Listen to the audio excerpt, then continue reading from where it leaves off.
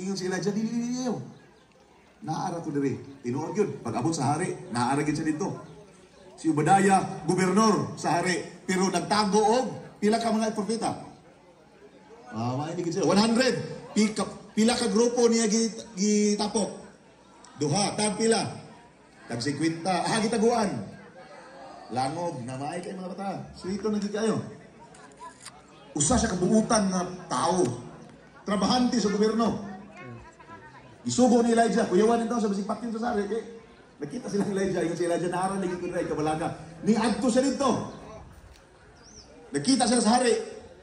Ingon din ng hari. Naarang bugoy sa troublemaker sa Israel. Kung sa ingon ni Elijah, dili, ikaw, hari, ang imong pamilya. Nibiya mo sa Ginoo. Mukha mo may gadalag. Kagubot sa Israel. O sige, tigion ka ni. Ato tas bukid. Maghimo ta dito. Tanang tao, i-gather sa bukid. Duha ka altar.